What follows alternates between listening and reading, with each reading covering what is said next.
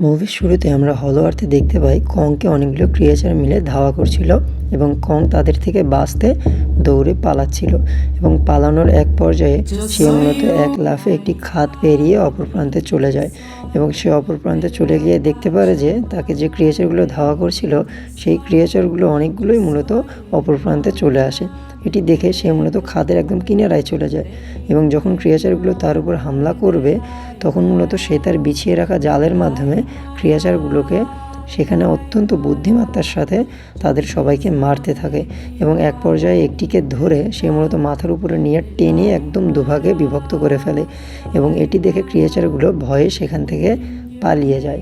এরপর কং মূলত তার গুহায় চলে আসে এবং সে যখন মূলত গুহায় বসে খেতে যায় তখন দেখা যায় তার দাঁতে প্রচুর পরিমাণ ব্যথা। এটা নিয়ে সে অনেক চিন্তায় রয়েছে। এর পরের দৃশ্যে আমরা একদল সায়েন্টিস্টকে দেখতে পাই যাদের মূল কাজই ছিল এইরকম যে পৃথিবীতে যে টাইটানগুলো রয়েছে তাদের উপর মূলত নজর রাখা। তারা মূলত বিভিন্ন প্রযুক্তির মাধ্যমে তাদের উপর নজর রাখছিল। এমত অবস্থায় দেখা যায় যে রোমে একটি ক্রিয়েচার হামলা করে দেয়, যেটিকে দেখে গডজিলা মূলত 1 বছর পর তার ঘুম থেকে উঠে আসে এবং মানুষকে বাঁচানোর জন্য সে মূলত ওই ক্রিয়েচারটির সাথে ফাইট শুরু করে এবং এখানে আমরা অসাধারণ ফাইট সিন দেখতে পাই। এক পর্যায়ে সেই ক্রিয়েচারটিকে তুলে ছুঁড়ে মারে এবং তাকে ধরে মূলত তার অ্যাটমিক ব্রেথের মাধ্যমে সেই ক্রিয়েচারটিকে সেখানেই মূলত সে ছিন্ন ভিন্ন করে সেখানেই মেরে ফেলে। এর পরের দৃশ্যে আমরা মূলত সেই সকল সায়েন্টিস্টকে দেখতে পাই যারা মূলত এই সকল টাইটানের যে সাইনগুলো ছিল বা রেডিয়েশনগুলো ছিল তাদেরকে নিয়ন্ত্রণ করে। সেই সায়েন্টিস্টদের দেখতে পাই যারা মূলত একটি ভিন্নধর্মী সিগন্যাল পাচ্ছিল, যেটা মূলত এর আগে অন্য কোনো টাইটানের ক্ষেত্রে তারা এই সিগন্যাল পায়নি। তো এই সিগন্যালটি সেখানে উপস্থিত লোকটি মূলত আইরিশকে গিয়ে দেখায় এবং বলতে থাকে যে দেখো এইরকম সিগন্যাল কিন্তু এর আগে আমরা পাইনি। এর পরের দৃশ্যে আমরা একটি স্কুলে জিয়া নামের একটি মেয়েকে দেখতে পাই। মেয়েটির উপর আপনারা লক্ষ্য রাখবেন কারণ এটি অন্যতম একটি ক্যারেক্টার।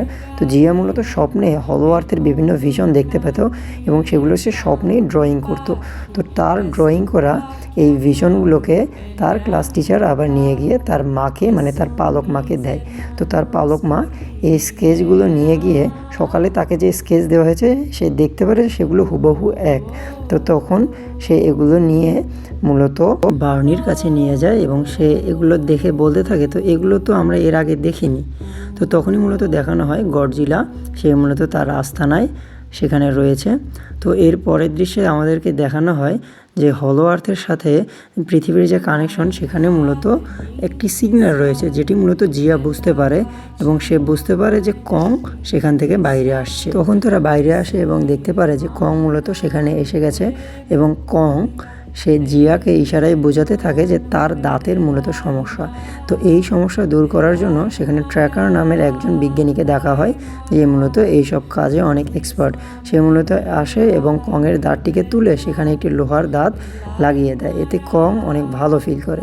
তো এর পরের দৃশ্যে তারা মূলত এই সিগন্যালগুলো নিয়ে ভাবছিল এবং 5 জন বিজ্ঞানীর একটা টিম বানিয়ে নিয়ে তারা মূলত হলোয়াতে যাওয়ার উদ্দেশ্যে রওনা দেয়। না চাইতেও তাদেরকে মূলত জিয়াকে সাথে নিতে হয় এবং তারা 5 জন একটি ক্রুতে করে সেখানে যাওয়ার উদ্দেশ্যে রওনা দেয় এবং তারা মূলত কংকে অনুসরণ করে সেখানে যাচ্ছিল এবং এরপর দেখানো হয় কং মূলত সেই হলো আর্থে যাওয়ার রাস্তায় ঝাঁপিয়ে পড়ে এবং তার পিছে পিছে তারাও মূলত সেই দিকেই রওনা দেয় এবং এখানে তারা মূলত অত্যন্ত গতির সাথে নিচের দিকে যেতে থাকে এবং তারা যখন হলো আর্থে পৌঁছায় তারাও মূলত অবাক হয়ে যায় কারণ তাদের মধ্যে অনেকে এর আগে হলো আর্থে আসেনি। তো এর পরের দৃশ্যে আমাদেরকে দেখানো হয় যে গডজিলা মূলত যে তার রেডিয়েশন পাওয়ার বাড়ানোর জন্য সে মূলত পাওয়ার প্ল্যান্ট থেকে এনার্জি শোষণ করতে থাকে। এতে করে তার অ্যাটমিক ব্রেথের পাওয়ার আরও বেড়ে যায়। তো সে মূলত কেন পাওয়ার সঞ্চয় করছে তা আমরা মুভির কিছু দূর গেলেই জানতে পারবো। তো এর পরের দৃশ্যে আইরিশরা এসে দেখতে পারে যে এর আগে তাদের হলো আর্থের যে স্টেশন ছিল যেখানে তারা ল্যান্ডিং করতো সেখানের অবস্থা অনেক খারাপ এবং তারা একটি হাতের ছাপ দেখতে পায়। তো তখন ট্র্যাপার বলতে থাকে এটি কি কং করেছে? তখন আইরিশ বলতে থাকে না, এটি কংয়ের কাজ না। তো তখনই দেখানো হয় কং মূলত তার গুহায় ফিরে এসেছে এবং সে সেখানে ফিরে এসে সে মূলত একটি এনার্জি অনুভব করতে থাকে, অন্যরকম এনার্জি যেটা সে এর আগে কখনো অনুভব করেনি। তো সে ওই এনার্জির পিছু করার জন্যই তার মূলত অস্ত্রটি হাতে নিয়ে নেয় এবং এনার্জিটি যে দিক থেকে সে ফিল করছিল সেই দিকে মূলত যেতে থাকে এবং একটি গুহার ভিতরের দিকে সে মূলত যায় এবং সে সেখানে গিয়ে তার অস্ত্রটি আলোয় আলোকিত করে এবং সে মূলত সেটি ব্যবহার করে সে মূলত হলো আর্থের অন্য একটি জায়গায় চলে যায়। তখনই তার সামনে বিশাল আকার একজন চলে আসে, সে তার জন্য যুদ্ধের প্রস্তুতি নেয়, কিন্তু পরে দেখা যায় যে এটি তার মতো দেখতে একটি ছোট বানর যার নাম শিকো। সে মূলত শিকোর দিকে বন্ধুত্বের হাত বাড়িয়ে দেয়, কিন্তু সে মূলত তাকে কামড় দেয়। তো যখনই যে শিকোর পিছে যেতে থাকে তখনই সেখানে আরও 3টি তার মতো দেখতে বানর এসে যায় এবং তাকে প্রচণ্ড মারতে থাকে। কিন্তু তারা কি কংকে মারতে পারবে? কং মূলত ছিল ফাইটিংয়ে তাদের বাপ, সে মূলত একাই তাদের 3জনকে প্রচুর মারতে থাকে এবং মারতে মারতে তাদের অবস্থা একদম কাহিল করে দেয় এবং সে মূলত তাদের 3জনকে সেখানেই মেরে ফেলে এবং শিকো মূলত একটি গাছে এসে লুকিয়ে পড়ে এবং সে সেখান থেকে তাকে বের করে ফেলে এবং বের করে ফেলে বলতে থাকে যে তোর বসের কাছে আমায় নিয়ে চল। তো তখন শিকো না চাইতেও কংকে তার সাথেই নিয়ে যেতে হয় এবং এর পরের দৃশ্যে আমরা দেখতে পাই গডজিলা মূলত সমুদ্রের তলদেশে যেতে থাকে, যেখানে মূলত আরেকটি ওয়াটার টাইটান বসবাস করে। সে মূলত তাকেই মারার জন্য সেই দিকে যাচ্ছে। এটি মূলত সেই সায়েন্টিস্টগুলো দেখতে পারে। এর পরের দৃশ্যে আমাদেরকে দেখানো হয় জিয়ারা মূলত হলো আর্থে একটি প্রাচীন মন্দিরের খোঁজ পেয়েছে, কিন্তু তারা সেই মন্দিরের পথ খুঁজে পাচ্ছে না যে দিক থেকে সারা সেই মন্দিরের ভিতরে প্রবেশ করবে। তো এক পর্যায়ে দেখা যায় যে তারা মন্দিরের ভিতরে চলে আসে, কিন্তু অপর প্রান্তে যাওয়ার রাস্তা তারা কোনো মতেই খুঁজে পায় না। তখন একটি প্রজাপতি আসে এবং জিয়াকে একটি সুইচ দেখিয়ে দেয়, যেটাকে চাপ দেওয়ার ফলে তারা মূলত মন্দিরের প্রবেশপথ খুঁজে পায়, যেটি মূলত পানির দিক নির্দেশনা অনুসরণ করে তারা পেয়েছিল। এবং সেখানে এসে তারা একটি অদৃশ্য দেয়াল দেখতে পায়, যে দেয়ালের পিছনে কিছু একটা ছিল, সেটা মূলত তারা অনুভব করতে থাকে। এক পর্যায়ে তারা মূলত সেটিকে চিরে অপর প্রান্তে চলে যায় এবং সেখানে আরেকটি এলাকার খোঁজ পায়। এবং অন্য দৃশ্যে আমরা দেখতে পাই কং মূলত শিকোকে সাথে নিয়ে এগোতে থাকে এবং শিকো তাকে পথ দেখাতে থাকে। এক পর্যায়ে তাকে একটি জলাশয়ের কাছে নিয়ে আসে শিকো। সে মূলত সেখানে নাচতে থাকে এবং পানিতে গোসল করতে থাকে এবং পানি খাওয়ার ভান করতে থাকে। সে মূলত কংকে সেখানে থাকা একটি ওয়াটার টাইটানের সাথে যুদ্ধে জড়িয়ে দেওয়ার পরিকল্পনা করে এবং সে সেখানে সফল হয়। তো তখন ওয়াটার টাইটানটা কংয়ের উপর মূলত অ্যাটাক করে দেয় এবং তারা দুইজন সেখানে ফাইট করতে থাকে। এখানে কংকে সে পানির নিচে ডুবিয়ে ফেলে, কিন্তু কং কি এত সহজেই মারা যাবে? কং তো মুভির নায়ক, সে তো মারা যাবে না। তো শিকো যখন পালাতে থাকে তখন হুট করে তার সামনে কংয়ের অস্ত্রটি চলে আসে এবং একটু পর দেখানো হয় যে সেখানে মূলত সেই ওয়াটার টাইটানের মাথাটাও চলে এসেছে। তো কং মূলত আবার তাকে বলতে থাকে যে আমায় আবার তোমার পথ দেখাও এবং এক পর্যায়ে কং মূলত সেই ওয়াটার টাইটানটিকে খেতে থাকে। এখানে শিকোরও মূলত প্রচুর খিদে পেয়েছিল, এটি দেখে কং তাকেও মূলত এক টুকরো খেতে দেয় এবং তারা দুইজন মূলত সেটি মিলেমিশে খেতে থাকে এবং এর ফলে শিকো মূলত কংয়ের উপর একটু বিশ্বাস করতে থাকে। অন্যদিকে পানির নিচে গডজিলা মূলত সেই ওয়াটার টাইটানের উপরে হামলা করে দেয়। এই ওয়াটার টাইটানটা তার সাথে কোনোভাবেই পেরে ওঠে না, কারণ গডজিলা তার পাওয়ারকে 20 গুণ বাড়িয়ে নিয়েছে এবং সে মূলত সেখানেই সেই ওয়াটার টাইটানটিকে ছিন্ন ভিন্ন করে ফেলে এবং তাকে টুকরো টুকরো করে ফেলে এবং এক পর্যায়ে তার মাথাটিকেও সে ছিঁড়ে ফেলে এবং সে মূলত সেই ওয়াটার টাইটানের আস্তানায় থাকতে শুরু করে। এর পরের দৃশ্যে তারা মূলত অপর প্রান্তে চলে যাওয়ার পর একদল আদিবাসী তাদের উপর মূলত অ্যাটাক করে দেয়। তাদের মধ্যে একজন জিয়াকে চিনতে পারে এবং তাদেরকে কিছু করে না, তাদেরকে তাদের সাথে তাদের মন্দিরের ভিতর তারা নিয়ে চলে আসে এবং সেই মন্দিরের ভিতরই তারা বিভিন্ন ধরনের টাইটানের চিত্র দেখতে পায়, যেগুলো মূলত খোদাই করা ছিল এবং তারা সেখানে প্রথমে মথুরার চিত্র দেখতে পায়, যে মূলত পৃথিবীকে বাঁচায় এবং এরপর তারা মূলত স্কার কিংয়ের চিত্র দেখতে পায়, যে মূলত তিমোর সাহায্যে সেখানে উপস্থিত সকল বানরকে রাজ করতে থাকে এবং এই সিমো মূলত গডজিলার চেয়ে অনেক বেশি ক্ষমতাশীল। এবং এর পরের দৃশ্যে দেখানো হয় শুকো এবং কং মূলত সেখানে চলে আসে। সেখানে কং তার মতো আরও অনেক বানরকে দেখতে পায়, যেখানে একটি বানর কাজ করতে পারছিল না বলে তাকে অন্য একটি বানর মারতে থাকে। তো তখন মূলত কং তার সামনে সাহায্যের হাত বাড়িয়ে দেয়। এটি দেখে সেই বানরটি কংকে অনেক গালাগালি করতে থাকে এবং কং এক ঘুষিতে তার 12টা সেখানেই বাজিয়ে দেয়। এতে মূলত শুকো অনেক ভয় পেয়ে যায়, কারণ সে মূলত কংকে নিয়ে এসেছে। তো এখানেই আমরা মূলত প্রথম স্কার কিংকে দেখতে পাই, যে মূলত তাদের রাজা। সে মূলত ভিতর থেকে বেরিয়ে আসতে থাকে এবং সবাই মূলত তাকে দেখে মাথা নত করতে থাকে, শুধুমাত্র কং ছাড়া। সে মূলত ঝাঁপ দিয়ে কংয়ের সামনে চলে আসে এবং সে কংকে দেখতে থাকে। এক পর্যায়ে সে মূলত দেখতে পারে যে কংয়ের একটি দাঁত লোহার। এটি দেখে সে মূলত প্রচণ্ড রকম হাসতে থাকে। তো তার সাথে সাথে অন্য সকল বানরও হাসতে থাকে, কিন্তু এখানে শুকো হাসে না।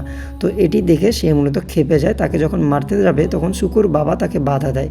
এ দেখে সে তাকে ছেড়ে দেয়, কিন্তু শুকুর বাবাকে সেখানে লাভার ভিতর ফেলে দিয়ে সে মূলত সেখানেই তাকে মেরে ফেলে। এটি দেখে কং প্রচণ্ড রকম ক্ষেপে যায় এবং তার সাথে তার লড়াই শুরু হয়। কিন্তু সেখানে কং তার সাথে পারছিল না, কারণ তার চাবুকের উপরে একটি ক্রিস্টাল ছিল, যেটি মূলত কংকে অনেক আঘাত করে। এতে কং প্রচণ্ড পরিমাণে রেগে যায় এবং এক পর্যায়ে তাদের মধ্যে অসাধারণ ফাইটিং শুরু হয়। তো এখন সে মূলত স্কার কিংকে প্রচণ্ড রকম মারতে থাকে। তো এক পর্যায়ে স্কার কিং তার সেই চাবুকের সামনে থাকা ক্রিস্টালটিকে উপরে তোলে এবং এখানেই মূলত আমরা সিমোকে দেখতে পাই, যে মূলত গডজিলারই একটি জাত, যে মূলত বরফ নিঃসরণ করে। গডজিলা মূলত রেডিয়েশন ব্যবহার করে। তো এখানে সিমোকে সে ইশারা করতে থাকে এবং তার ইশারায় সে মূলত কংয়ের উপর অ্যাটাক করে দেয়। কং মূলত তার অস্ত্র দিয়ে সেটিকে ঠেকাতে চেষ্টা করে, কিন্তু এক পর্যায়ে তার হাত মূলত বরফ হয়ে যায় এবং সে মূলত ওই হাতটিতে এনার্জি ফিল করে না। তখন সে শুকোর সাহায্যে সেখান থেকে পালিয়ে অন্যত্র চলে যায়। এই রেডিয়েশন আবার গডজিলা বুঝতে পারে এবং গডজিলা আবার মূলত জেগে ওঠে। তো অপর দৃশ্যে তারা মূলত কংকে দেখতে পায়, যেখানে কং এসেছে এবং সে প্রচণ্ড রকম আহত এবং কং মূলত তার এনার্জি আর ব্যবহার করতে পারছে না এবং সেই ইশারায় সে মূলত জিয়াকে বলে দেয় যে তার হাতের সমস্যা। এদিকে স্কার কিংয়ের লোক এসে বলতে থাকে যে পৃথিবীতে যাওয়ার রাস্তা আমরা খুঁজে পেয়েছি। স্কার কিং মূলত আগে থেকেই পৃথিবীতে রাজ করতে চাচ্ছিল। এটি শুনে সে মূলত সিমোকে সাথে নিয়ে সেদিকেই চলে যেতে থাকে। তো সিমোকে সাথে নিয়ে সে সেদিকে যেতে থাকে। এটি আবার গডজিলা বুঝতে পারে, কারণ গডজিলা রেডিয়েশনের মাধ্যমে সেটি বুঝে গেছে এবং সে ঘুম থেকে জেগে ওঠে এবং সে মূলত যুদ্ধের প্রস্তুতি নিতে থাকে। এদিকে আমরা কংকে দেখতে পাই, যে মূলত প্রচণ্ড রকম আহত ছিল। তো তার হাতের জন্য ট্র্যাকার মূলত একটি রোবোটিক হাতের ব্যবস্থা করে, যে রোবোটিক হাত যে কংয়ের হাতের অবশ হয়ে গিয়েছে সেটি সমস্যা দূর করবে এবং সে সেটিকে কংয়ের হাতে মূলত ফিট করতে থাকে। এদিকে স্কার কিং আবার তাদের দিকে আসতে থাকে, যেটি মূলত আবার শুকো দেখতে পারে এবং সে মূলত তাদেরকে বলার জন্য আসতে থাকে। এদিকে সেই হাতে থাকা ঔষধের কারণে কং মূলত তার হারিয়ে যাওয়া সকল শক্তি ফিরে পায় এবং সে মূলত প্রচণ্ড রকম রাগে চিল্লাতে থাকে। তো তখনই শুকো আসে তাদেরকে বলতে থাকে। তো কং যেহেতু তার সাথে একা পারবে না, সেজন্য সে সকল সায়েন্টিস্টকে সেখান থেকে যেতে বলে এবং সে মূলত পৃথিবীর দিকে যেতে থাকে, যেখানে সে গডজিলার কাছে সাহায্যের জন্য যায়। সে মূলত মিশরে চলে আসে এবং সেখান থেকে সে মূলত মাটি ভেদ করে উপরে উঠতে থাকে এবং সেখানে ওঠার পর সে মূলত চিল্লাতে থাকে, যেটি আবার অপর প্রান্ত থেকে গডজিলা বুঝতে পারে। তো গডজিলা মূলত তার দিকেই আসতে থাকে। তো এক পর্যায়ে গডজিলা মূলত সেখানে এসে কংয়ের উপর অ্যাটাক করে দেয়, কারণ সে বুঝতেছিল না যে কং তার থেকে সাহায্য চাচ্ছিল। তো কং মূলত প্রথমে তাকে ইশারায় বোঝাতে থাকে, কিন্তু গডজিলা কোনো মতেই সেটি বোঝে না এবং তার উপর অ্যাটাক করে দেয়। তো এক পর্যায়ে কংও মূলত তার উপর অ্যাটাক করে দেয় এবং তাকে মারতে থাকে।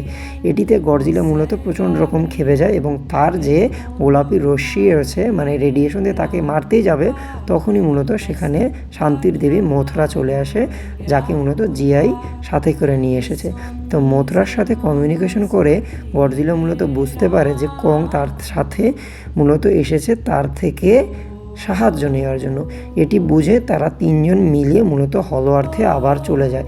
তো এখানে সেই অদৃশ্য দেওয়াল বন্ধ করার চেষ্টা করে সেখানে উপস্থিত আদিবাসীরা, কিন্তু তার আগেই স্কার কিং মূলত সেখানে চলে আসে। তো তখনই মূলত গডজিলারাও সেখানে চলে আসে এবং গডজিলা, কং এবং স্কার কিং এবং সিমো তারা সবাই মিলে সেখানে ফাইট শুরু করে দেয়। তো এখানে আমরা অসাধারণ কিছু ফাইট সিন দেখতে পাই, যেটা আপনারা মুভি না দেখলে বুঝতে পারবেন না, কারণ এইভাবে এক্সপ্লেনেশনে সম্পূর্ণ মুভি বলা যায় না। তো এখানে মূলত তাদের মধ্যে প্রচণ্ড ফাইট সিন শুরু হয়ে যায়। তাদের মধ্যে সম্পর্ক মূলত ভালো না, যেরকম সম্পর্ক আপনাদের এবং সাবস্ক্রাইব বাটনের সাথেও ভালো না, কারণ আপনারা সাবস্ক্রাইব করেন না। তো ফাইটের এক পর্যায়ে সেখান থেকে গ্র্যাভিটি চলে যায় এবং তারা হলো আর্থ থেকে পৃথিবীতে এসে পড়ে যায়। তো স্কার কিং পৃথিবীতে এসে প্রচণ্ড পরিমাণ খুশি হয়, কারণ তার ছোট থেকেই স্বপ্ন ছিল সে পৃথিবীতে রাজ করবে। তো সে সিমোকে ইশারা করে এবং সিমো পুরো পৃথিবীটিকে তার রশ্মির মাধ্যমে বরফে পরিণত করতে থাকে। তো এক পর্যায়ে সে মূলত সূর্যকেও জমিয়ে দিতে থাকে। তো তখনই মূলত সেখানে উপস্থিত হয়ে যায় গডজিলা এবং কং, এবং তাদের মধ্যে প্রচণ্ড রকম মারামারি হতে থাকে। তো এক পর্যায়ে সে মূলত স্কার কিংয়ের দাঁত পড়ে যায়, এটি দেখে মূলত কং প্রচণ্ড রকম হাসতে থাকে। তো এক পর্যায়ে কং মূলত স্কার কিংকে প্রচুর পরিমাণ মারতে থাকে। স্কার কিং একটি বিল্ডিং তুলে তাকে ছুঁড়ে মারে এবং কং সেটিকে এক পাঞ্চে ভেঙে ফেলে। এদিকে মূলত গডজিলা প্রচণ্ড পরিমাণে রেগে যায় এবং তার পুরো রেডিয়েশন দিয়ে সে সিমোকে মারতে থাকে। এক পর্যায়ে সে মূলত স্কার কিংয়ের ক্রিস্টালটিকে তার চাবুক থেকে মূলত আলাদা করে ফেলে। তো এটি দেখে কং মূলত সেটিকে ভাঙতেই যাবে, তখন স্কার কিং মূলত তাকে আটকিয়ে ফেলে। তো এটি দেখে সুকো মূলত সেখানে কংয়ের যে হাতিয়ার ছিল সেটি দিয়ে এক কোপে মূলত ক্রিস্টালটিকে ভেঙে ফেলে। এখানে প্রচণ্ড রকম বিস্ফোরণ হয় এবং এর ফলেই মূলত সিমো যে এতদিন যে স্কার কিংয়ের বাধ্য ছিল সে মূলত সেখান থেকে রিলিজ পেয়ে যায় এবং এক পর্যায়ে সে মূলত স্কার কিংকেই পুরো বরফে পরিণত করে দেয় এবং এক পর্যায়ে কং মূলত তাকে তুলে সেখানেই মূলত আছাড় মারে। এর কারণ সে মূলত বেঁচেই ছিল, তার চোখ জ্বলতেছিল, এই কারণেই সে মূলত তাকে মাথার উপর তুলে সজোরে আছাড় মেরে তাকে টুকরো টুকরো করে ফেলে এবং সে বিজয়ে উদযাপন করতে থাকে।